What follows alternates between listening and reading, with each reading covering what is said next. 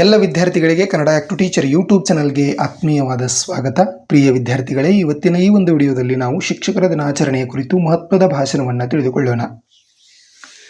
ಎಲ್ಲರಿಗೂ ಶುಭೋದಯ. ಗೌರವಾನ್ವಿತ ಶಿಕ್ಷಕರೇ, ಪಾಲಕರೇ ಮತ್ತು ನನ್ನ ಗೆಳೆಯರೇ, ನಿಮ್ಮೆಲ್ಲರಿಗೂ ಶಿಕ್ಷಕರ ದಿನಾಚರಣೆಯ ಹಾರ್ದಿಕ ಶುಭಾಶಯಗಳು.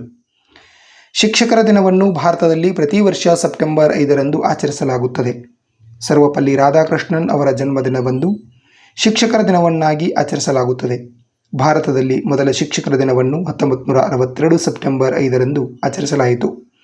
ನಾವು ಯಾವಾಗಲೂ ನಮ್ಮ ಶಿಕ್ಷಕರನ್ನು ಗೌರವಿಸಬೇಕು. ಶಿಕ್ಷಕರು ಸಮಾಜದ ಬೆನ್ನೆಲುಬು. ಅವರು ಒಬ್ಬ ಮಹಾನ್ ವಿದ್ವಾಂಸರು, ಅತ್ಯುತ್ತಮ ಶಿಕ್ಷಕರು, ಮತ್ತು ಭಾರತದ 2ನೇ ರಾಷ್ಟ್ರಪತಿಗಳಾಗಿದ್ದರು. ಶಿಕ್ಷಕರು ಕತ್ತಲೆಯಲ್ಲಿ ಮೇಣದ ಬತ್ತಿಯಂತೆ ನಮ್ಮ ಜ್ಞಾನದಿಂದ ನಮಗೆ ಮಾರ್ಗದರ್ಶನ ನೀಡುತ್ತಾರೆ. ನಮ್ಮ ದೇಶದ ಎಲ್ಲ ಶಿಕ್ಷಕರಿಗೆ ಇದು ಮಹತ್ವದ ದಿನವಾಗಿದೆ ಎಂದು ತಿಳಿಸುತ್ತಾ ನನ್ನ ಭಾಷಣವನ್ನು ಮುಗಿಸುತ್ತೇನೆ. ಧನ್ಯವಾದಗಳು.